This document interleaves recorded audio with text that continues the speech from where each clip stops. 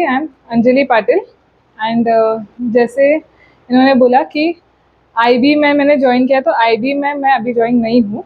I got selected in IB through SSC CHSL last year 2024 and then I clear CGL also. तो उसमें मुझे मिला था auditor in CGDA which is उसका sub branch है PCDA नाम का ब्रांच है नेवी का, तो वो है कुलाबा में। तो वहाँ पे मैंने अभी ज्वाइन किया as an auditor through CGL rank, although I did get the offer letter for IB। और जो मैं सिलेक्शन पोस्ट की बात कर रही थी वो भी मैंने क्लियर किया था। वहाँ पे जैसे हमको पता है कि अलग अलग पोस्ट के लिए अप्लाई करना होता है, अलग अलग, there is no one form for all post. So मैंने ऑलमोस्ट 40 पोस्ट के लिए अप्लाई किया था एंड उसमें से मैंने 22 जगह पे क्वालिफाई किया। So I got call letters from 22 post. So total I have 24 offers, out of which I picked the auditor one. So अभी 1-1.5 महीने से मैं वहाँ पे ज्वाइन हूँ, मुंबई के नेवी ऑफिस में। सो मैं अपना स्कोर बता देती हूँ। पहले तो सबको पता है कि हम ये सेशन एसएससी या वनडे एग्जाम को कैसे टारगेट करना है, उसके लिए हम यहाँ पे आए। तो मैं शेयर करूंगी कि मेरा क्या स्ट्रैटेजी था जो मेरे लिए काम किया, तो आपके लिए भी काम करे। यही यूज करना है ना।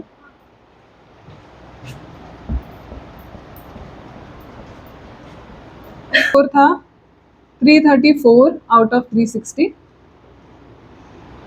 एंड AIR कुछ 816 था, all India rank. And SSC CGL में मेरा normalize score was 345 out of 390 and AIR was somewhere around 4500 because I am from open category. So ये था। एंड सिलेक्शन पोस्ट में जैसे मैंने बोला कि 22 ऑफर्स आए। तो अभी थोड़ा सा मैं रिवाइंड कर रही हूँ कि मैंने शुरू कहाँ से किया, मेरा बैकग्राउंड क्या है, what led me to this. तो जैसे 2023 की बात है, मैं प्राइवेट में जॉब कर रही थी और मेरे को कुछ भी आइडिया नहीं था कि हिस्ट्री में क्या है सिलेबस, ज्योग्राफी में क्या है, no background. Because last time I studied it was in 10th standard, science लिया था तो 11th-12th में तो आता नहीं है। देन आई डिसाइडेड, 2-3 महीने से मेरे मन में चल ही रहा था कि मुझे गवर्नमेंट जॉब करना है, प्राइवेट में वो सेटिस्फैक्शन नहीं है, घर वालों को एक प्राउड फील करवाना है। जून 2024 में मैंने सिलेक्शन पोस्ट का एग्जाम दिया। अभी जो फॉर्म आए हैं ना, फेज 13, मैंने फेज 12 दिया था। तो लगभग 6 to 7 मंथ्स ऑफ प्रिपरेशन था, उससे ज़्यादा ऑनेस्टली नहीं था, क्योंकि उसके पहले मैंने 10वीं में पढ़ा था। तो 7 मंथ्स में मैंने प्रिपेयर किया और जून से एक एक धड़ाधड़ एग्जाम देना स्टार्ट किया। पहले सिलेक्शन पोस्ट आया, फिर CHSL आया, फिर CGL आया, फिर दोनों का Tier 2 आया। ऐसे करते करते अभी जनवरी 2025 तक के एग्जाम चला। आपने सबने देखा कि 2024 के CGL के रिजल्ट पे कितना कंट्रोवर्सी हुआ था, तो मैं उससे गुजरी हूँ।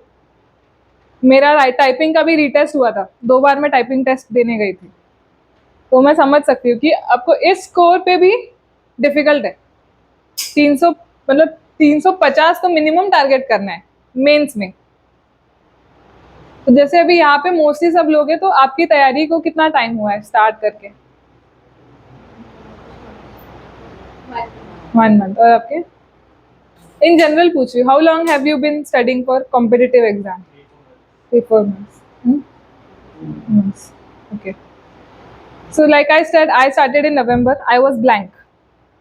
And I thought कि मेरा तो कुछ नहीं होगा, 1 साल में थोड़ी किसी का होता है। Number 1 thought is this, that there is so much competition, cut throat competition, तो बाकी सबको छोड़ के मेरा क्यों होगा।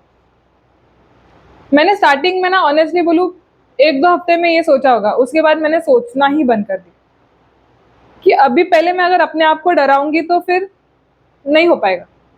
डरना नहीं है। फिर मैंने एक अच्छा गाइडेंस सिलेक्ट किया, मैं गाइडेंस में आई, लिटरली गाइडेंस में आई, गाइडेंस के लिए, और मुझे दिवाकर सर मिले।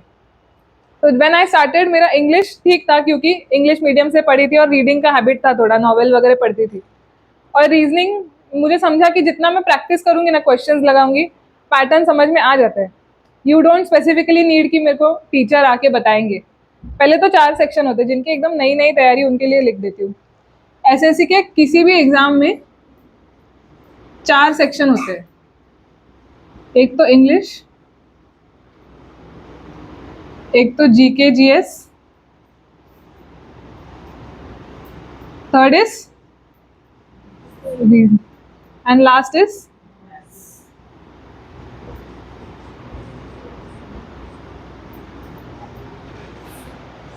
तो मैंने सोचा मेरे को 4 जगह पे जीतना है, तो इंग्लिश तो अपना स्ट्रांग है, चलो थोड़ा बहुत पढ़ के वोकैबुलरी मैंने टारगेट किया, और मैंने कैसे किया वो मैं बताऊंगी अभी सब्जेक्ट वाइज। जीके जीएस में मैंने मेरी टीचर की मदद ली, रीजनिंग में मैंने सिर्फ प्रैक्टिस किया, एंड मैथ्स में भी मैंने सिर्फ प्रैक्टिस किया, क्योंकि आपने देखा होगा अभी लास्ट 2 साल में मैथ्स का लेवल क्या आ रहा है एसएससी में, इवन मेंस में मेरे वक्त 2024 में सिंपल परसेंटेज क्वेश्चंस कि what is 75% of 300, literally some questions were of that level. So right now SSC का मैथ्स पे ज़्यादा जोर नहीं है, मतलब मेरा पर्सनल ओपिनियन है, अभी किसी का और हो सकता है। जीके पे बहुत है, जीके ही डिसाइड करता है कि किसको कौन सा लेवल मिलेगा। सो मैथ्स जिनको मतलब बैकग्राउंड नहीं होगा, ऑफ कोर्स यहाँ पे तो लेक्चर होते ही है, there are teachers, you can practise maths and conquer it, but GK कोई भी 100% नहीं पढ़ सकता है। जिन्होंने 1-2 मॉक लगाया होगा उनको समझ में आ गया होगा कि क्या पूछते हैं, कुछ भी पूछते हैं। तो फिर मुझे मेरे मेंटर ने एक स्ट्रैटेजी बताया जो था 30-40-50 रूल, जीके जीएस के लिए बता रहे। I will not go in entire detail but enough for you to understand. What I started from November 2023 to June, my first exam 2024. Okay, I had only 6 to 7 months. मैंने क्या किया कि हर महीने में मैं एक सब्जेक्ट को टारगेट करती थी। जैसे नवंबर में मैंने पढ़ा होगा पॉलिटी, दिसंबर में इकोनॉमिक्स, हिस्ट्री, ज्योग्राफी, हमको तो पता है कौन से सब्जेक्ट पूछते हैं, स्टैटिक। तो I utilize these months, 1 month for each subject is more than enough, ये तो हमको पता है। 30 दिन कोई ज्योग्राफी पढ़ेगा तो पढ़ ही लेगा ना पूरा। तो वो मैंने जीके का टारगेट वैसा रखा कि 1 month में 1 सब्जेक्ट। और 30-40-50 रूल क्या है?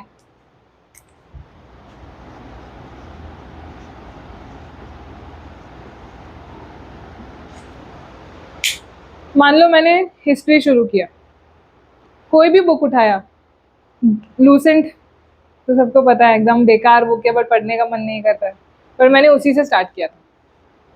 लूसेंट उठाया, हिस्ट्री का सेक्शन, एंशंट, 30 मिनट तक पढ़ा, जितना भी पेजेस होता है, 3-4 पेजेस हो गए, सिर्फ पढ़ना है और पेन से उसको अंडरलाइन करते चलना है, समझना नहीं, रटना नहीं, बस पढ़ना है। Next day in these 40 minutes, 30 minute में वही करती थी, नया नेक्स्ट पढ़ना है, बट उसके पहले 10 मिनट में मैं पिछले दिन क्या पढ़ा था वो रिवाइज करती थी। मतलब जैसे if I am studying that Vishnugupta was the, अच्छा मैं इसकी बात करी थी, चाणक्य की बात करी थी, तो ठीक, चाणक्य का दूसरा नाम विष्णुगुप्त है, तो ठीक है। Chanakya was the teacher, sort of teacher of Chandragupta Maurya, तो मैं चाणक्य को सर्कल करूंगी और चंद्रगुप्त मौर्य को सर्कल करूंगी पढ़ते पढ़ते फर्स्ट रीडिंग में। मतलब पहले 30 डेज में मैं जो रीड करूंगी ना, अंडरलाइन करते करते I will circle the things that I by common sense think are important. The next day in the 40 minutes, पहले के 10 मिनट में मैं जो सर्कल सर्कल किया रहता था ना, बस उतना रिवाइज करती थी, एंड आगे का 30 मिनट्स पढ़ती थी। For 50 minutes same. Third day पे फर्स्ट डे का 10 मिनट्स में रिवाइज करना है, सेकेंड डे का 10 मिनट्स में रिवाइज करना है, लास्ट के 30 मिनट्स में नया पढ़ना है। ऐसे करते करते मैं 1 महीने में एक सब्जेक्ट कंप्लीट कर देती। तो ऐसा बोलना इजी है बट सबको पता है कि जीएस पढ़ने बैठो तो नींद आती है, छोड़ने का मन करता है, चलो मैथ सॉल्व कर लेते हैं, बट मैंने वैसा किया नहीं। मुझे पता था कि जीके के ही दम पे डिसाइड होता है कि कौन अंदर रहेगा, कौन कंपटीशन से बाहर हो जाएगा। प्री में भले you can crack without doing GK, we all know that, but mains में वी कैन नॉट। और हमारा टारगेट तो यही है ना, टारगेट तो ये रखना है कि 390 में से 390 चाहिए। मैंने गलती की थी, मैंने टारगेट रखा था 360, मैं दीवार पे लिखा था, पर फिर मिला 345। That's why I'm telling you guys, keep the target as 390, then you will be 370 or 375. So that is common logic. और हाँ, जैसे यहाँ पे दीवार पे मैप है, तो वैसे मैंने भी अपने घर पे पूरा मैप लगा के रखा था, फॉर्मूला वॉल पे स्टिक करके रखा था कॉर्न्स का। तो जैसे अगर चाय भी पी रही हूँ तो फिर ऐसे खड़े रह के देख रही हूँ कि गंगा रिवर, नर्मदा का ट्रिब्यूटरी कौन है। अगर फ़ोन पे बात कर रही हूँ दोस्तों से, हाँ हाँ तू बोल, तो मेरा पूरा रिवर सिस्टम पे ध्यान है। ऐसे उठते बैठते पढ़ते, मतलब खाते पीते पढ़ते ही रहना है, ऐसा मैंने किया था। क्योंकि कुछ लोग होते हैं कि मतलब सिर्फ 4-5 घंटा पढ़ते हैं और उनका बहुत हो जाता है। अब मुझे लगता है कि आजकल के कंपटीशन में नहीं चलेगा। Number 1 question that I get asked is कि आपने कितने घंटे पढ़ा था। वो किसी को भी नहीं पूछना है, पढ़ते जाओ जितना भी टाइम है दिन में। कॉलेज कर रहे हो, कॉलेज के बाद तो टाइम है। घर पे ज़्यादा इस उम्र में तो ज़्यादा रिस्पॉन्सिबिलिटी नहीं होती है कि हमको कमा के लाना है फिर ही घर चलेगा। मोस्टली लोगों को ऐसा नहीं, तो पढ़ते रहो। मैं सोते वक्त भी ना, मतलब दिवाकर सर को ये बात पता है कि मैं पिलो के साइड में स्टैटिक का बुक रख के सोती थी कि अगर नींद नहीं आया तो बीच में उठ के पढ़ लेंगे, टाइम वेस्ट क्यों करूँ। एंड में मतलब इतना हो गया था, जैसे जनवरी 18 को मेरी एग्जाम थी, तो पूरा जनवरी का फर्स्ट हाफ तो मैं घर के बाहर एक दिन भी नहीं निकली। My parents used to force me कि बाहर निकल, जा दोस्तों से मिल, अरे हमारे साथ भी कभी आके बैठ के बात कर। इतना मतलब एंड में डेडिकेशन लेवल चाहिए। और इतना मैं डराने के लिए नहीं बोल रही हूँ, करते हैं लोग। हमारे यहाँ पे उतना माहौल शायद ही नहीं होगा, बट यूपी बिहार में आप लोगों ने सुना देखा होगा और सुना भी होगा क्या पढ़ते हैं, दिल्ली में क्या कंपटीशन है। वो लोग उस लेवल पे खेल रहे हैं और हमको उनके साथ कम्पीट करना है और रैंक निकालना है और जॉब निकालना है, तो हमको भी उतना पढ़ना पड़ेगा। तो इसलिए मैं बोल रही हूँ। तो लकीली हमारे पास इतना अच्छा कोचिंग है जहाँ पे टीचर्स को पता है कि क्या क्या नेसेसरी है, तो उनका फ़ायदा उठाना चाहिए। जैसे जब मैं पढ़ रही थी मेरे बैच में, रेगुलर बैच ऐसे ही मेरा चल रहा था, हम लोग कुछ 50-60 लोग बैठते थे और मैं हमेशा फर्स्ट या सेकंड बेंच पकड़ती थी। मेरे को पीछे नहीं बैठना है, क्योंकि मैं चाहती थी कि टीचर आके मेरे नोटबुक में देखे। लोग उससे डरते हैं, बट मैं चाहती थी कि come and correct me what I am writing, how I am solving, and I used to be the one to remind them कि आपने होमवर्क दिया था, 100 क्वेश्चन सॉल्व करके आने को बोला था, परसेंटेज का इतना सॉल्व करके आओ, बोलते हैं ना। मैं रिमाइंड करती थी और सब लोग मेरे पे बहुत चिढ़ते थे। बट जिस क्लास में मैं थी तभी स्टार्टिंग में, वहाँ पे मेरे बैच में 50 लोग में से मैंने अकेली ने क्लियर किया। तो now who is laughing at whom? So I did not care. तो बी सिंसियर, बी डेडिकेटेड। तो ऐसे मोटिवेटेड रह के हो जाएगा, टीचर्स से मदद लेनी पड़ेगी। तो ये तो था, मैं बस मोटिवेशन के लिए बोल रही थी। बट स्ट्रैटेजी के लिए आप लोगों को कोई सवाल है तो आप पूछ सकते हैं कि कौन से सब्जेक्ट स्पेसिफिक या पढ़ने स्पेसिफिक। प्रीलिम्स का मार्क्स मैटर करता है प्रीलिम्स का नहीं मैटर करता। There is a qualifying mark for every category, category wise, open category, SC ST OBC। If you are above that mark then it doesn't matter. बाद में post मिलने के बेसिस ये मार्क्स पे डिसाइड होता है कि पोस्ट कौन सा मिलेगा।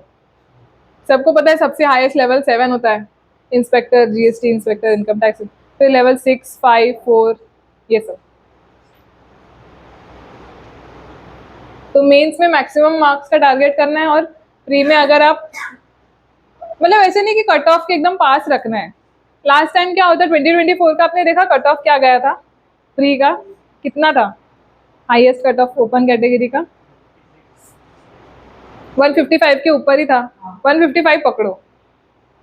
तो जो लोगों ने 150 लाया होगा टिपिकली मॉक सॉल्व करके, लास्ट ईयर का सोच के अरे कट ऑफ कम रहेगा, वो लोग तो फंस गए। तो मैंने टारगेट किया था कि मेरे को 165 के नीचे नहीं चाहिए। तो भले cut off will be 155, 157, 154, I will be relaxed.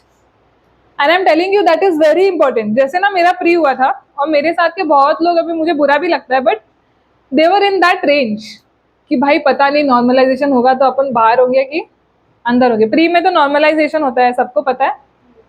What is normalisation? Okay, I will explain that there are multiple shifts. CGL देखते हैं ना कि आज 3 शिफ्ट में हो रहा है, कल शिफ्ट में हो रहा है। तो ऐसा है क्या कि हर एक शिफ्ट का डिफिकल्टी लेवल सेम रहेगा? किसी का मतलब हाई रहेगा, किसी का लो रहेगा, फिर किसी का बहुत ही ज्यादा हाई रहेगा। ऐसे बोलते हैं ना कि अरे ये शिफ्ट में तो मैथ्स कितना इजी आया, मेरे में ही बहुत कैलकुलेशन बेस्ड आया। तो एसएससी क्या करता है कि सबको एक लेवल पे ला के रखता है। अगर किसी के पास 170 मार्क्स है और किसी के पास 130 मार्क्स है, तो इसके 20 मार्क ले लेगा, इसको 150 पे लाएगा, और इसको 20 मार्क दे के 150 पे लाएगा। क्यों? अगर इसका शिफ्ट डिफिकल्ट रहा तो। So people who had difficult shift get plus marks in normalization, but if my shift was very easy, so मेरे मार्क्स माइनस हो जाते। तो एसएससी का होता है वो कैलकुलेशन, वो हमें बताते नहीं है कि हमने किस बेसिस पे तुम्हारा माइनस किया प्लस किया। जैसे मेरा एक्चुअली इसमें रॉ स्कोर था 325, मेरा 20 मार्क बढ़ा है नॉर्मलाइजेशन में, क्योंकि मेरा शिफ्ट बहुत टफ था और बाकी जो दूसरा शिफ्ट था वो ठीक ठीक ठाक था, ऐसे था। तो प्री में नॉर्मलाइजेशन से आई वुड से ज्यादा 10-15 मार्क का फर्क पड़ता है। तो जो लोगों का रॉ स्कोर 150 था, वो लोग बहुत टेंशन में थे कि अगर मेरा 10 मार्क बढ़ा तो मैं 155 के ऊपर चला जाऊंगा, बट अगर माइनस किया तो खत्म। तो इसलिए अपना रॉ स्कोर ही 160 तो मिनिमम रखना चाहिए, 160 165। तो मेरा raw score was 166 in pre mains, pre of SSC CGL. तो जैसे प्री होता है उसके 2-3 महीने बाद मेंस होता है। तो मैंने देखा मेरे साथ के बहुत लोग थे ना जो 150 145 पे थे, वो लोग बेचारे बहुत परेशान थे कि अभी हम लोग मेंस का मैं पढ़ूँ कि नहीं पढ़ूँ। वो रहता ना कि जब हमको पता है कि पास ही नहीं होने वाले तो अगला क्यों पढ़ना है, वो लोग वैसे थे। और उस चिंता में वो लोगों ने अच्छे से मतलब पढ़ा भी नहीं होगा शायद, but I was relaxed. 166 raw है तो मैं क्यों टेंशन लूँ, मैं फटाफट फिर मेंस का पढ़ूंगी ना, मेरे को तो पता है कि मेरा निकल जाएगा, हो जाए। तो वो माइंडसेट रखना है कि प्री में I should be well above the cut off, so that I am relaxed and then I study for mains. And mains का target is 390 on 390, nothing less than that. तो ये हो गया ऊपर ऊपर की बातें कि कैसे टारगेट रखना है, मोटिवेटेड रखना है। मैं उसमें अभी सोच रही थी कि मैं सेक्शन वाइज बताऊं आपको कि मेरा क्या स्ट्रेटेजी था। अगर आपको नोट करना है तो नोट करो।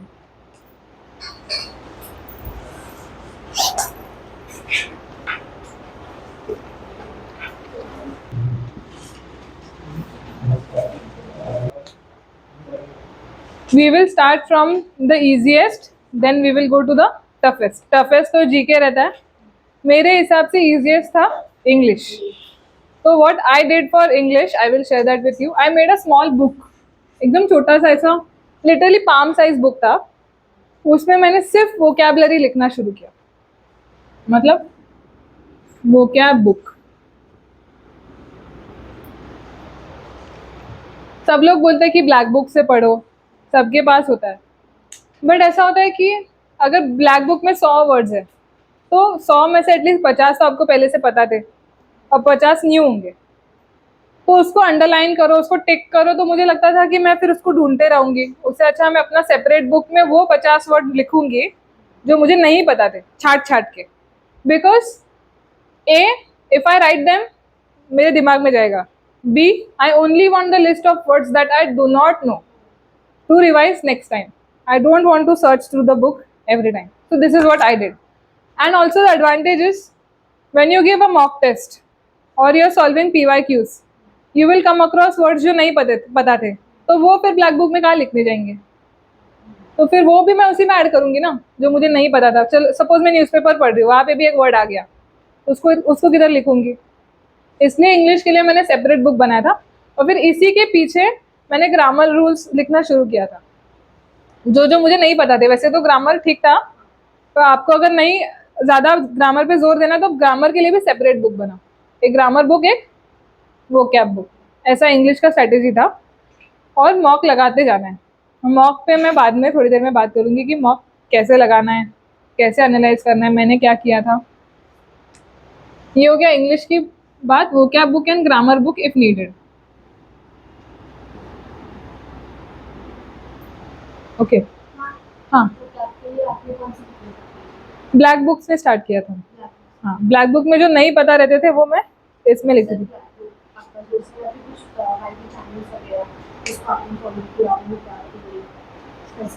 हाँ, मैंने किया था। जैसे चैनल नहीं किया था, एक पीडीएफ सर्कुलेट होते हैं, आपने देखा होगा टेलीग्राम पे, जैसे गगन प्रताप या आरबी डालता है कि 200 words, top 200 words asked, top 100 synonym antonym, ऐसे जो जो पीडीएफ आते थे ना, मैं उससे भी गो थ्रू करती थी। अभी उन लोगों ने टॉप 100 डाला है, उसमें से अगर 20-30 मुझे नहीं पता होते थे तो उसको लिख लेती थी।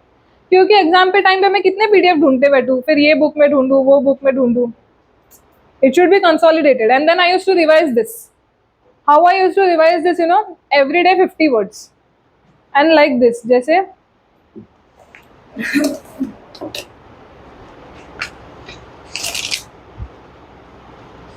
अभी सपोज ये वर्ड लिखा है और इसके नीचे मीनिंग लिखा है, तो मैं ऐसे मीनिंग पे हाथ रखती थी। वर्ड देखा एग्रीकल्चर, तो मन में बोला कि इसका मीनिंग क्या होता है। एक बार मन में बोला, अपने आप को बोला, फिर हाथ हटाया, हाँ मैंने सही बोला, हो गया ना। फटाफट रिवाइज होता है। I don't need anyone to ask me, I don't need to write it down. और अगर मेरा नहीं आया तो मैं पेंसिल से उसको स्टार करो, क्रॉस करो, ठीक है, नेक्स्ट वर्ड, हाथ रखा, हाँ ठीक है, नेक्स्ट, हाँ ठीक है, हाँ ठीक है, ठीक है, ठीक है, ठीक है बोल के 50 वर्ड ऐसे ही रिवाइज हो गया। मीनिंग रिकॉल करने की कोशिश करती थी मैं, एंड मैंने स्टार मार्क किया, जैसे 50 में से 5 वर्ड मेरे को रिकॉल ही नहीं हुआ, हाथ रखा था मैंने। तो कल मैं जब बैठूंगी ना नेक्स्ट 50 वर्ड्स करने के लिए, तो आज के स्टार मार्क वाले पहले करूंगी। जिस 5 में मैं अटकी थी वो आज पहले करूंगी हाथ रख के, फिर अगले 50 हाथ रख के करूंगी।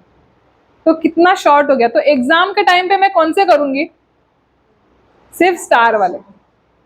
और अगर पूरे बुक में 500 वर्ड्स है तो स्टार हार्डली कितने रहेंगे, 100। और एग्जाम के टाइम पे 100 रिवाइज करना ईजी है। तो वो स्ट्रेटेजी, ऐसा कंसाइज कर करके एग्जाम टाइम पे रिवीजन करने के लिए मेरे को आसानी होना चाहिए। 4 बुक्स जमा करूंगी उससे फायदा नहीं। एक ही बुक रखो बट उसको इतना अच्छे से करो कि उसमें से कुछ भी पूछे तो आना चाहिए। जैसे मेरे साथ क्लास में होता था कि सर बोल रहे हैं कि अरे ज्योमेट्री का ये वाला, ज्योमेट्री में बहुत सारे प्रॉपर्टीज रहते हैं ना, अरे ये वाला प्रॉपर्टी मैंने बोला था, मैंने किया है सर को चैलेंज कि आपने नहीं पढ़ा है। एंड सर बोलते थे नहीं नहीं पढ़ा है। मैंने बोला अगर आपने पढ़ाया होता तो वो मेरे बुक में होता, और अगर मेरे बुक में है तो मेरे को याद होता। मेरे को याद नहीं मतलब आपने पढ़ाया नहीं। इतना कॉन्फिडेंस से मैं बोल चुकी हूँ क्योंकि मैंने अपनी बुक को इतनी बार रिवाइज किया है।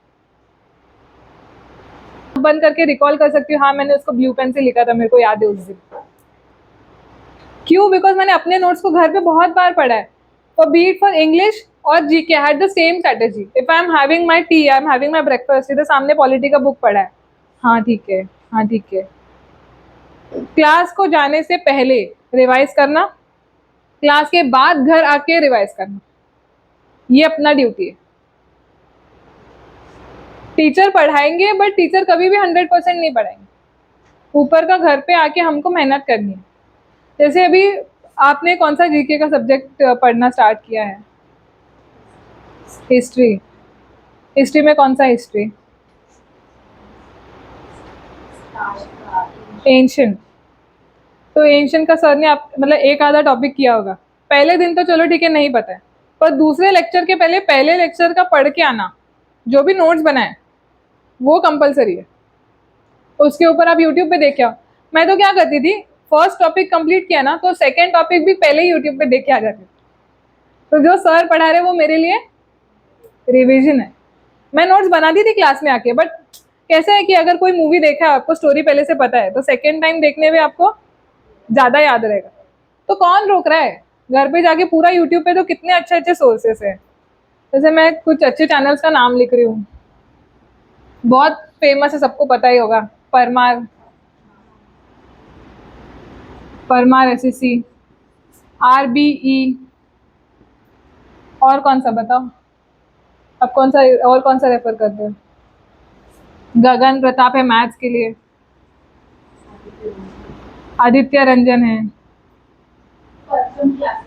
परचम for current and static also. उसका डांसेस फेस्टिवल्स का वीडियो भी अच्छा होता है। मैंने देखा था, परचम का देख के पढ़ा था। 3-4 चैनल मिल गया ना, बस है। अपने को 7-8-10 चैनल नहीं चाहिए। अगली बार क्लास से आने के पहले जाओ परमार पे, जाओ एशियन की प्लेलिस्ट में, टॉपिक सेकंड टॉपिक का उसने वीडियो वाइज बना के रखा है, सेकंड टॉपिक पूरा देखो घर पे, फिर क्लास में आओ।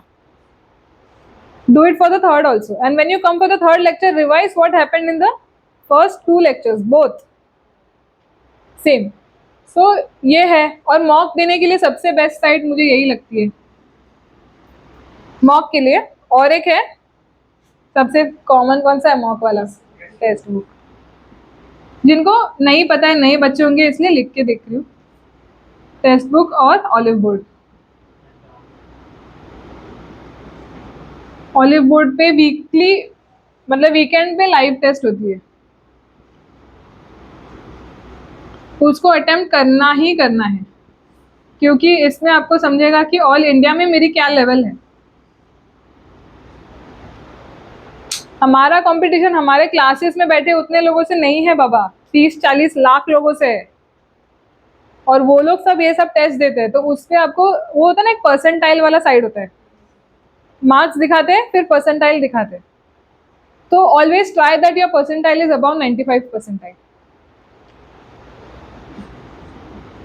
If you are above 95 percentile in any mock that you give, that means sure shot you are going to get a job. You are going to clear SSC exam. तो mock पे हम बात करेंगे, अभी पहले subject wise चल रहा है, ठीक है? ये लिख लिया चैनल के नाम। फिर मैं बताती हूँ रीजनिंग का। रीजनिंग पे मैंने एक्चुअली खास कुछ नहीं किया। मैंने किरण पब्लिकेशन की बुक आती है, पता है सबको, मैथ्स के लिए और रीजनिंग के लिए, वो खरीदी, तो कभी सॉल्व नहीं की, क्योंकि आई रियलाइज कि उसमें इतना, रीजनिंग के लिए इतना प्रैक्टिस चाहिए क्या? इतना टफ है क्या क्यूब एंड डाइस सॉल्व करना? एक दिन अगर किसी ने सिखा दिया तो खत्म। पजल सॉल्व करना है, ए फिर ये बी, क्या होता है वो पैटर्न, कुछ भी बीच में क्या आएगा, ये मैं खुद ही प्रैक्टिस कर करके कर लेती थी। सो रीजनिंग के लिए my suggestion is just practice, give sectional मॉक्स। जैसे ये सारे चैनल साइट पे ना सिर्फ रीजनिंग का 15 मिनट का एक मॉक मिलेगा, वो लगाओ दिन में। एक मैथ्स का 20 मिनट का मिलेगा, वो सॉल्व करो, तो उसमें प्रैक्टिस हो जाएगा। तो रीजनिंग के लिए just practice, like I said before also.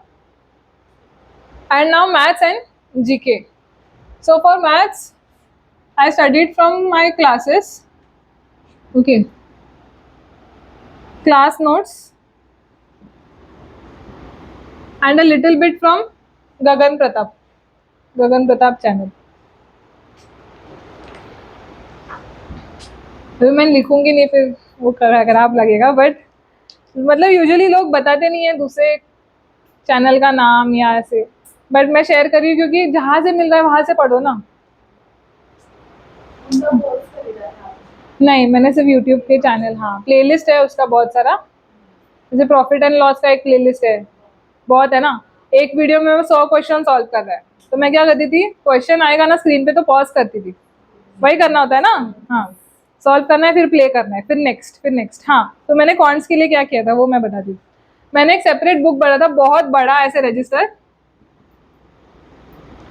ठीक है, और उसमें 20 पेजेस पे चैप्टर का नाम लिखा था। जैसे फर्स्ट 20 पेजेस पे रेशियो, प्रोपोर्शन, परसेंटेज ये रहेगा, ठीक है। फिर नेक्स्ट 20 पेजेस पे मैंने profit and loss, discount and shopkeeper ये रहेगा। ऐसे 20 पेज छोड़े, 20 पेजेस क्यों छोड़े मैं बताती हूँ। जैसे मैंने गगन प्रताप का वीडियो देखा, वो 100 क्वेश्चन सॉल्व कर रहा है। अगर उसने एक बहुत अच्छा प्रॉफिट एंड लॉस का क्वेश्चन सॉल्व किया जो मेरे को पॉज करके भी नहीं आ रहा था, तो मैं उसको जाके इस सेक्शन में क्वेश्चन एंड सोल्यूशन लिखती थी। Next for suppose time, speed and distance का किया है, तो उस सेक्शन में जाके लिखती थी।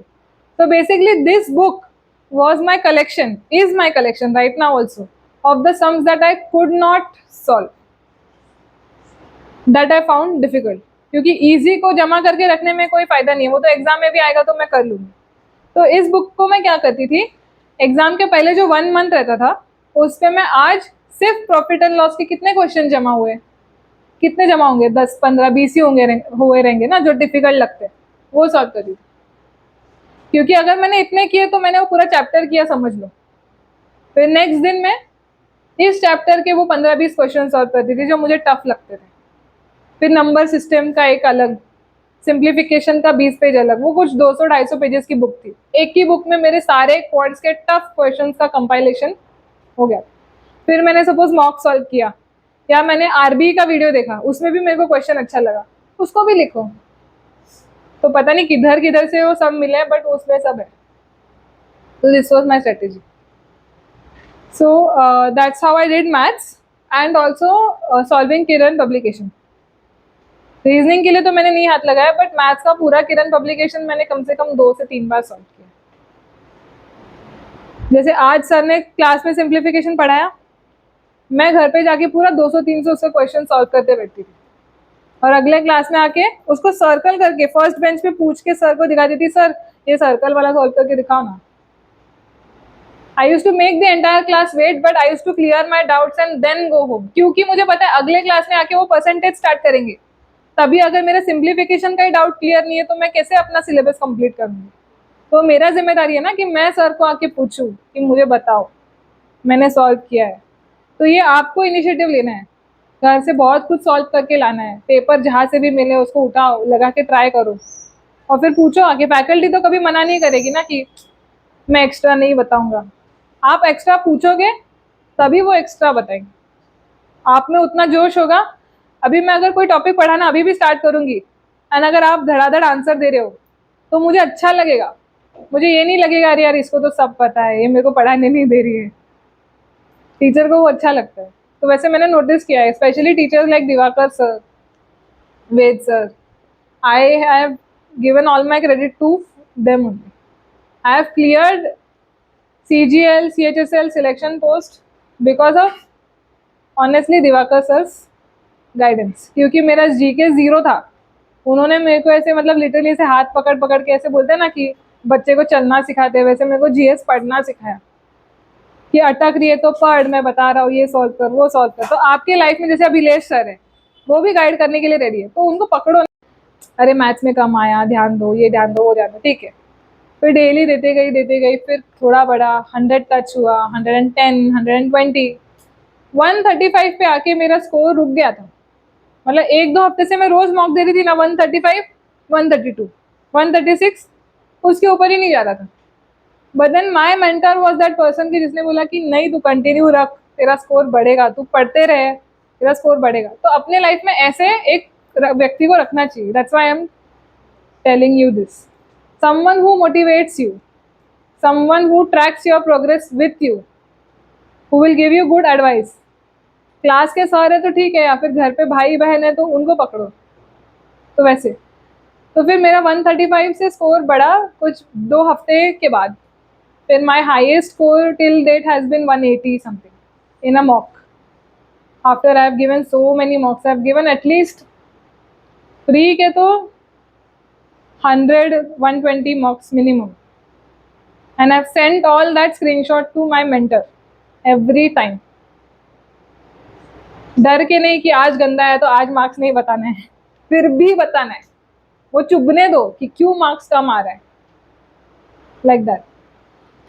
फिर लास्ट जीके का तो मैंने स्टार्टिंग में क्लियर कर दिया था कि every month I did 1 subject and I did 30 40 50 rule. For that class notes पे डिपेंड किया था मैंने।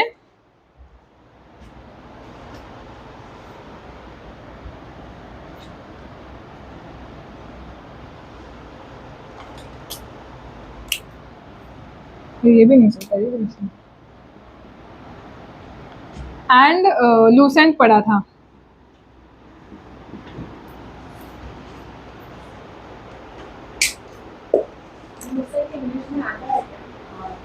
इंग्लिश वाला ही पढ़ा था मैंने। तो मेरा लूसेंट का भी हालत देखोगे ना, तो फर्स्ट पेज तो वो तो कभी का शहीद हो गया। दूसरा पेज जैसे आधा फटा है कि जरा सा भी धक्का लगेगा तो वो भी जाएगा। इतने बार लूसेंट पढ़ा है, इतने बार रिवाइज किया उसको। तो revision is must. After you have studied anything, make sure that after some days you revise it. क्योंकि हमने भी देखा है कि जब हम कुछ पढ़ते हैं ना तो बहुत मजा आता है, फर्स्ट टाइम पढ़ते हैं इंटरेस्टिंग लगता है, थोड़े दिन बाद वो याद करने पे नहीं आता है, वो बहुत जान में आता है, लाइक यार यार कौन पढ़ेगा, but revise. So that's what I did for GK. Now I will take a pause and ask कि आपको कुछ पूछना है तो अभी, इसके बाद मैं मॉक का स्ट्रेटेजी बताऊंगी। जीके में जो रिसर्च आपने रिपेयर किया है तो इसमें क्या मतलब पर्टिकुलर टॉपिक पढ़ती है? हाँ, क्योंकि मेरा ऐसा हाल हो रहा है ना, अगर मैं आज इंडियन सर्विस रिलेशन उठा रही हूँ तो अगर मैं पढ़ने जा रही हूँ तो वो ही नहीं ना, वो मेरे को पहले वीडियो देखना पड़ता है, फिर उसके हाँ, बाद पढ़ना पड़ता है। हाँ वैसे करो, वीडियो देख लो पहले। तो हर एक टॉपिक के लिए देखना पड़ेगा। Depends on how much time you have to prepare. मेरे लिए तो हाँ। नॉट ओनली मतलब सिर्फ हिस्ट्री नहीं, बाकी की बात करें जैसे ज्योग्राफी, इकोनॉमिक्स, सब चीज के लिए बेसिकली ये सीजन में मतलब आपको क्या लगता है करंट अफेयर्स ज्यादा है कि स्टैटिक की चीजें ज्यादा है? मेरे वक्त का मैं एक्सपीरियंस बताती हूँ। मैंने स्टैटिक बहुत अच्छे से पढ़ा था। Dances, classical dances, folk dances, instruments, dams, waterfall, festivals, all state festivals, rivers, dams, national park, सारे के सारे याद किए थे, वाइल्ड लाइफ सेंचुरी। और उसका मुझे बेनिफिट हुआ मेरे को प्री में भी बेनिफिट हुआ, मेंस में भी बेनिफिट हुआ। और करंट अफेयर्स मैंने लास्ट 1 ईयर का पढ़ा था। मेरे घर पे अभी भी खिड़की में से 12 मैगजीन का स्टैक है ऑफ ऑल 12 मंथ्स ऑफ 2023 से लेकर 2024 तक, क्योंकि मेरा 2024 में एग्जाम था और उसका मेरे को एक भी फायदा नहीं। 12 मैगजीन रटा है, एक एक मैगजीन पे मैंने 2-2 घंटे का कंपाइलेशन वीडियो देखा। मैं कैसे करती थी, आज जनवरी का मैगजीन पढ़ा, मैगजीन का प्रिंट लेती थी, हाँ, पीडीएफ वीडीएफ नहीं, बहुत दिमाग खराब होता है। भले 100 रुपए डाल के मैं प्रिंट लेके आऊंगी, बट मैं बुक से पढ़ूंगी। जनवरी का है, फिर मैं परचम का जनवरी न्यूज कंपाइलेशन का 2 घंटे का वीडियो चलाती थी। अभी उसने बोला अपॉइंटमेंट्स, हाँ इसमें है क्या, हाँ है, ये है, जो होगा वो मैं छोड़ देती थी, पर जो पॉइंट नहीं है वो मैं मैगजीन में ऐड करती थी। ऐसे मैं जनवरी का मैगजीन रेडी, फरवरी का रेडी, ऐसे करके 12 मैगजीन रेडी किया है, उनको रिवाइज किया है, बट उसमें से एक भी क्वेश्चन नहीं आया है। तो अब मैं क्या बोलूँ, मतलब पुराना पूछा, मेरे 2024 के एग्जाम में 2021 का करंट अफेयर पूछा और मैं लास्ट 12 महीने का पढ़ के गई, 2022 का पूछा। सो एसएससी आजकल ये कर रहा है कि पिछले 2 साल 3 साल का पूछा है, तो it's impractical to study that much. But as compare to static questions किसके ज्यादा थे? क्योंकि मेरे 2024 के देखे तो मतलब मेरे को लगा स्टैटिक के क्वेश्चन ज्यादा as compare to yes, static के ज्यादा भी थे और वो क्वेश्चन आंसर भी हो जाते क्योंकि अपन पढ़ते उसमें से ही आता है। करंट का मोस्टली उधर cost benefit ratio is very less for current affairs. So I would personally suggest that don't put so much time. Put some time, like do the appointments. Recently कौन अपॉइंट हुआ है, do the awards, किसको cricketer of the year वो सब मिलता है ना, test cricketer, one day में किसको अवार्ड मिला, T20 में सूर्य कुमार यादव को मिला है, वो सब एक बार देख लो। पद्म विभूषण, पद्म भूषण, नोबेल प्राइज, ये सब एक बार देख लो, ठीक है, बट ज़्यादा उसमें माई सजेशन इसकी मत डालो। अभी हर एक टीचर को तो अलग लगता है, तो करंट को थोड़ा सा और स्टैटिक को बहुत ज़्यादा इम्पोर्टेंस। स्टैटिक का मैं कैसे करती थी कि अभी जैसे मैंने रिवर्स फेस्टिवल्स देख लिया तो ट्रिक वाइज याद करती थी और मेरी बहन को बोलती थी कि तू कोई भी एक फेस्टिवल बोल और उसका कौन सा स्टेट है वो मैं बताती हूँ। तो आप आपस में पेयरिंग कर लो ना, कि तू मुझे पूछ मैं तुझे पूछती हूँ, तो एक दिन में मैं एक टॉपिक रिवाइज करती हूँ।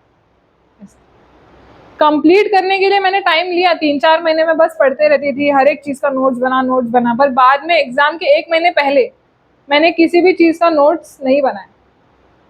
अभी जैसे if you are targeting CGL 2025, pre में ठीक है, आपका जितना प्रिपरेशन है आप शायद क्वालिफाई भी कर लोगे अगर जीके ज़्यादा नहीं पढ़ा तो। मैथ्स को स्ट्रांग रखो, रीजनिंग को और इंग्लिश को, बट मेंस के लिए इनफ टाइम है, तब तक अच्छा खासा जीके पढ़ सकते हो, एक दूसरे को पूछ के रिवाइज भी कर सकते हो, तो हो सकता है 6 मंथ्स है ना अभी भी। इस साल तो मेंस रहेगा दिसंबर में और प्री रहेगा अगस्त में, तो बहुत अच्छा खासा टाइम है। अगर आपको मैं बता रही हूँ, अगर आपको लूसेंट का अभी टाइम नहीं लग रहा है ना, तो skip Lucent, go through YouTube playlist, that will be smart. Class में आ रहे हो, क्लास के नोट्स बना रहे हो, फिर यूट्यूब पे सपोज अगर परमार का देख रहे हो तो परमार नोट्स भी देता है, तो वो खरीद लो, उसका यूट्यूब देखो, उसके नोट्स बनाओ, मतलब उसके नोट्स पे हाईलाइट करो, फिर क्लास के नोट्स, सफिशिएंट हो जाएगा। अगर ज़्यादा टाइम नहीं है तो नेक्स्ट ईयर के लिए टारगेट कर रहे हो तो फिर लूसेंट पढ़ो आराम से। मेरे पास वो बहुत ज्यादा कंफ्यूजन होता है हाँ हाँ पूरा करने के लिए, कंसेप्ट इतना वास्ट है ना, उसमें क्लियर ही नहीं हो पा रहा है। तो अब हाँ वीडियो देख के करना पड़ेगा। वीडियो देखो, वैसे वीडियो देख के लूसेंट पढ़ो या फिर वीडियो देख के जिसका वीडियो देख रहे हो उसी का नोट्स पढ़ो, दोनों चीज़ बराबर है। वैसे अगर होता है तो हो जाएगा, दिसंबर तक हो जाएगा।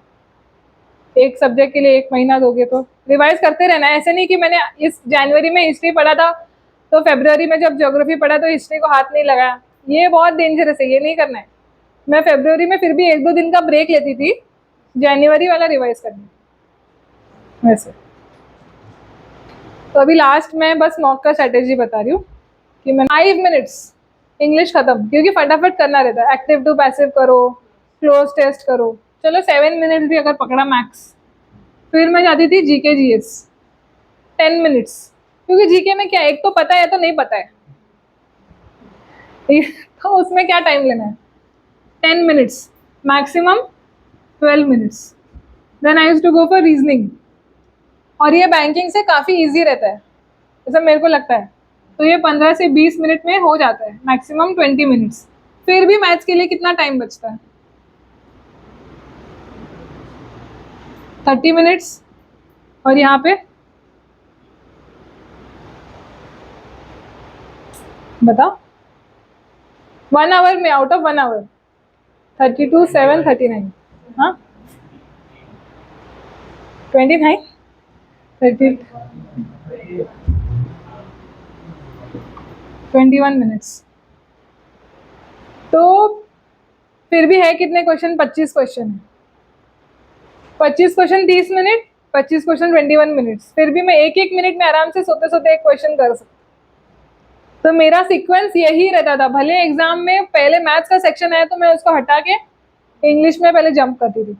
And why I use to do that, I have seen one of my friends lose out. हम दोनों का क्वांट्स में मार्क्स सेम रहता था, क्लास में हम दोनों हमेशा सेम मार्क्स रहते थे, बट सीजीएल में, प्री में, what biggest blunder she did, mock में वो बराबर इस स्ट्रैटेजी से आती थी, पर एग्जाम में ना नर्वस हो गई। उसने स्टार्ट क्वांट्स से किया, दूसरा क्वांट्स नहीं आ रहा था, नर्वस हो गई। फिर रीजनिंग में गया, ऑलरेडी टेंशन है, फिर रीजनिंग भी नहीं आया। जीके पे गई, फिर जीके में टफ शिफ्ट था उसका, तो उसको लगा कि मेरी जिंदगी बर्बाद है। जब तक इंग्लिश आया ना, वो बंदी इतना डिप्रेस हो गई थी कि वो इंग्लिश अटेम्प्ट ही नहीं कर पाई। And she did not qualify pre and I qualified, whereas she used to sometimes even score more than me. But what I did, I followed my sequence in CGL also. When I do English first, I know that my confidence will be so high कि 25 में से 22 questions तो मेरा हो जाएगा, 23 भी हो जाएगा। तो मन में एक है कि चल 40 मार्क उठा लिया जेब में, जीके 20 मार्क उठा लिया मेरे जेब में, रीजनिंग और भी अच्छा है। तो जब तक मैं क्वांट्स तक पहुंचती हूँ, I have very less tension, मतलब आई एम वेरी रिलीव्ड कि I have at least 130 to 140 in my pocket, and now everything is bonus. तो this is the very psychological big difference. तो आपका सपोज स्ट्रांग है quants, तो आप उससे start करो। रीजनिंग स्ट्रांग है तो उससे स्टार्ट करो, बट जो सीक्वेंस घर पे मेंटेन रख रहे हो, एग्जाम में जाके भी वही सीक्वेंस मेंटेन रखना है, फिर डर कभी भी नहीं लगेगा। तो मेरा स्ट्रांग था तो ऐसे मैंने किया था, और सीजीएल में से हुआ था कि मैंने पूरा सॉल्व किया मैथ्स, 25 में से 2 क्वेश्चंस नहीं हो रहे थे तो मैंने उनको भी स्किप किया। बाकी के जब 23 कंप्लीट किए ना, तो फिर मैं उस 2 क्वेश्चन पे गई, और मेरे पास लास्ट में लिटरली 9 मिनट्स बाकी थे पूरा क्वेश्चन अटेम्प्ट, पूरा पेपर अटेम्प्ट करने के बाद। 9 मिनट में एकदम मजे मजे में मैंने वो 2 सम सॉल्व किए, और वो हुए भी, क्योंकि मैं पहले नर्वस थी ना, इसलिए क्लिक नहीं हो रहा था, बट जब रिलैक्स हो गई तब वो भी हो गए। My paper was done. I still had 2 minutes left, and I was just sitting in CGL pre. 2024, because I had this sequence how to attack the paper clear in my mind. तो वैसे अपना sequence बनाओ और घर पे mock दो. तो जैसे मॉक दोगे, नंबर 1, मॉक को एनालाइज करना ही करना है.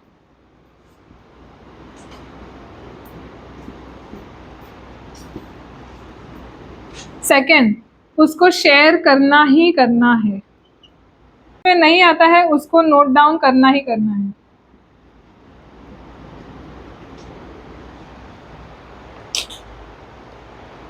तो कैसे मैं बता रही हूँ, मैंने टेक्स्ट बुक उठाया, एक मॉक दिया, मुझे 125 प्रोबेबली या 120 कुछ तो स्कोर आया. No problem, I will go and analyse कि किधर गलत हुआ. मेरा नेगेटिव कितना जा रहा है, अरे 7-8 क्वेश्चन गया. नेगेटिव का फटका लगता है, पता है कितना है? प्री में कितना है, मेंस में कितना है? मेंस में 1/3 है. तो नेगेटिव का ज्यादा है नुकसान, 33%. हाँ नहीं, किसने बताया आपको ये? नहीं, इक्वल लॉस. 3 मार्क्स का प्लस मिलेगा, 1 मार्क्स का माइनस होगा इन मेंस. मतलब 33% loss, and in pre the loss is less, only 25% loss. क्योंकि करेक्ट हुआ तो 2 मार्क्स मिलते हैं, रॉन्ग पे -0.5 होता है. तो मैं वो एनालाइज करती थी कि मेरा नेगेटिव कितना गया. अगर इस बार 7-8 रॉन्ग हो रहा है, मतलब एक्यूरेसी नहीं है, तो नेक्स्ट टाइम एटलीस्ट 4-5 ही रॉन्ग करना है. इसलिए एनालाइज करती थी कौन सा सेक्शन मेरा स्ट्रॉन्ग है. जैसे इंग्लिश में चल ठीक ठाक मिल रहा है 45-46, मैथ्स में ही कम जा रहा है. तो ये मुझे पता चलना चाहिए ना, मैं कम कहाँ पे जा रही हूँ, तो मैं इम्प्रूव किस बेसिस पे करूँगी. देन मैं उसको शेयर करती थी, क्योंकि टीचर का इनपुट भी चाहिए कि आपको क्या लगता है सर. थर्ड, मैं नोट डाउन करती थी वो वाले बुक में, कॉन्ट्स के बुक में कॉन्ट्स वाला सम, इंग्लिश के बुक में इंग्लिश वाला, और अगर आप चाहिए तो रीजनिंग के लिए भी दूसरा बुक बना लो जिसमें रीजनिंग के जो सम सॉल्व नहीं होते वो देखो. तो एग्जाम के बस वो उतने ही रजिस्टर रिवाइज करेंगे तो पूरा चैप्टर हो जाएगा. एंड जीके में जैसे अगर हिस्ट्री का छूटा है तो हिस्ट्री के नोटबुक में जाके मैं ऐसे ऊपर लिख देती थी. अभी आई थिंक अच्छा कि मैं नहीं लाया, बट मेरी कोई भी बुक में ना ये जो मार्जिन का एरिया है, कोई भी नोटबुक में कोई भी पेज पे कभी भी खाली नहीं है. क्योंकि अगर मैंने इस पे सपोज इंडस वैली का नोट्स बनाया और एसएससी वही पूछेगा जो आपने नहीं पढ़ा है, मॉक टेस्ट पे भी मिलेगा. तो इंडस वैली का अगर कोई क्वेश्चन है जो मुझे नहीं पता था ना, तो मैं बुक में वही पेज खोलूंगी, उसी पेज के मार्जिन में लिखूंगी extra point that I did not know in mock test, इधर लिख दिया. क्यों? क्योंकि जब मैं बाद में रिवाइज करने बैठूंगी तो पूरा सबके साथ वो भी रिवाइज हो जाएगा. स्मार्ट ना. तो मैं इसके लिए सेपरेट बुक क्यों बनाऊं, जिसमें ऑलरेडी बना है उसी में जाके मैं ऐड करती थी. तो ऐसे रिवाइज करती थी. और रिवाइज एग्जाम के लास्ट 1 मंथ में आई did not study anything new, only revise. जैसे आज हिस्ट्री रिवाइज किया और मैथ्स का 2 चैप्टर, कल पॉलिटी रिवाइज किया, मैथ्स का अलग 2 चैप्टर ऐसे. और करंट अफेयर्स जैसे आज जनवरी रिवाइज किया तो कल फरवरी का करूंगी. डेली 1 महीने का रिवाइज करती थी. जीके का डेली 1 सब्जेक्ट रिवाइज करती थी. मैथ्स के डेली 2 चैप्टर, स्टैटिक का डेली 1 टॉपिक. ऐसे बस 1 महीना रिवाइज करती थी. तो आपका जब सिलेबस कंप्लीट हो जाएगा ना, अच्छा खासा रिविजन का शेड्यूल बनाओ एग्जाम के कुछ दिन पहले. Okay, make revision schedule. It doesn't have to be 1 month, it can be 15 days also. And just revise in those last 15 days. कुछ नहीं पढ़ा है, सपोज साइंस नहीं कंप्लीट हुआ, नहीं हुआ तो नहीं हुआ, बट लास्ट के 15 दिन में कुछ भी नया नहीं पढ़ना है. जितना अब तक नोट्स है उसी को पूरा रट डालो. This is my advice. Some people study till the minute they are entering the examination hall, and I wonder how much of it they can retain. उतना नर्वसनेस में कुछ रिटेन नहीं होता, अपना बस पैनिक फैक्टर वो बढ़ाने का काम करता है कि अरे यार मैंने ये भी नहीं पढ़ा, फिर कोई बोलेगा तूने ये पढ़ा क्या, तो और फिर जिंदगी बर्बाद. ऐसे लोगों से बात नहीं करना है, एग्जाम के पहले डिस्कस नहीं करना है तूने क्या पढ़ा मैंने क्या पढ़ा. मैं शांति से एग्जामिनेशन हॉल पे जाती थी, अपना एप्पल वगैरह कुछ फ्रूट करके कट करके लाती थी, वही खाती थी. बस लास्ट मिनट में बस कॉन्ट्स का फॉर्मूला कभी रिवाइज किया तो ठीक है, वरना उतना भी नहीं. बस बैठने का, शांत दिमाग से जाओ, एग्जाम में जितना आता है अपना बेस्ट बेकार, किसी और के कंपैरिजन में डरना नहीं है इससे। ये सब किया और मॉक फिर डेली दिया था लास्ट क्लास में, जब सिलेबस अच्छा खासा कंप्लीट होगा। अभी अगर आपका ज़्यादा कंप्लीट नहीं है तो फिर वीकली एक ही लगाओ या वीकली 2 ही मॉक लगाओ। है किसी को?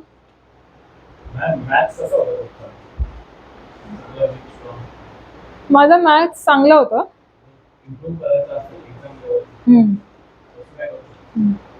मी हिंदीमध्ये आन्सर करते, मैं सगळ्यांना समजेल।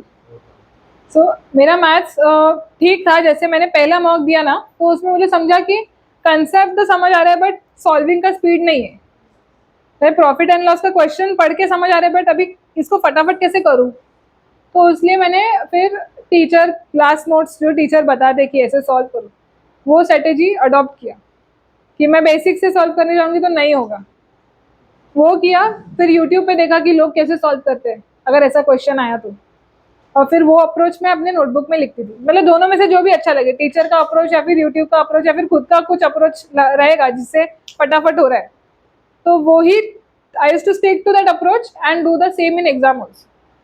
सो चैप्टर वाइज अप्रोच किया। जैसे मैंने बोला कि आज सर ने सिंप्लीफिकेशन पढ़ा है तो मैंने भी पढ़ लिया, ऐसे सर ने पूरा सिलेबस कंप्लीट किया तो मेरा भी साइड बाय साइड कंप्लीट। कभी कभी कुछ चैप्टर टीचर्स नहीं पढ़ा पाते तो मैं उसको यूट्यूब से पढ़ लेती हूँ। ऑनेस्टली बहुत सारे अच्छे चैनल है। जैसे एक मैंने स्टार्टिंग में बेसिक के लिए पढ़ा था, क्योंकि मेरे को इतना बेसिक स्ट्रांग नहीं था। जैसे बैंकिंग वालों को तो बहुत ही रटा हुआ रहता है कि 0.0025 का क्या वैल्यू है, फिर परसेंटेज में इसका क्या, इतना तो मैंने भी नहीं किया था। तो मैंने बेसिक के लिए ये चैनल देखा था।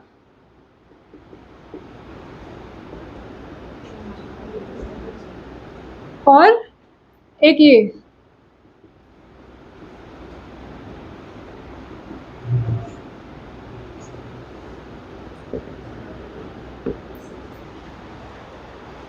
ये मैथ्स के लिए किया था। एकदम बेसिक, ये लोग एकदम प्यार से समझाते हैं कि मुझे सच में ना जब मैंने स्टार्ट किया था ये भी नहीं पता था कि अगर किसी वैल्यू का वैल्यू 100% से मतलब 25% इंक्रीज होता है तो उसको 5/4 से मल्टीप्लाई करते हैं। अगर 25% इंक्रीज होगा, अगर 50% इंक्रीज हुआ तो 3/2 से करते हैं। ये भी मुझे समझ नहीं आता था कि 3/2 से क्यों करते हैं, क्योंकि 50% तो 1/2 होता है। उधर से मुझे सीखना था तो इसलिए मैंने यूट्यूब चैनल देखे, फिर क्लास में आके पढ़ा। मेरा स्ट्रगल मैथ्स का मतलब ट्रिक नहीं पता था ना, तो इसलिए यहाँ से करना पड़ा। तो वैसे आप कर सकते हो।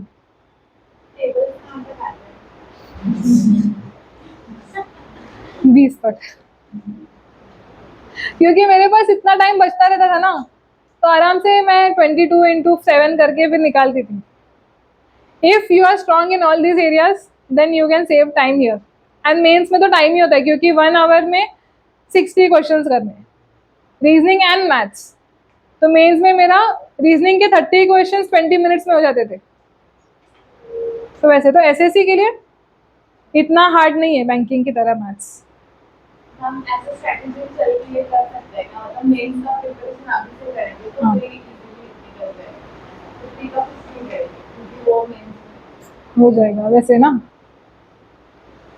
कर सकते हो बट कैसे ज़्यादा हो जाएगा ना, क्योंकि मैथ्स में एडवांस मैथ्स आता है, ज्योमेट्री मेंसुरेशन, वो प्री में नहीं आता है, तो आपका टाइम उसमें चला जाएगा, ऐसे होगा। जीके के हिसाब से तो सही है कि आप जो जीके मेंस के हिसाब से पढ़ रहे हो वो प्री में। एक्चुअली जीके में कोई डिफरेंस ही नहीं है, जो प्री में पूछ रहे वही मेंस में पूछ रहे। मैथ्स का ही थोड़ा सा फर्क है, तो वो एक्स्ट्रा चैप्टर बाद में ही पढ़ो ना।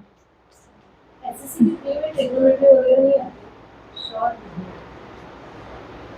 मेरे वक्त तो नहीं आया था, ट्रिगो मेंसुरेशन स्टैटिस्टिक्स ये सब नहीं पूछा था। अभी पूछते हैं शायद।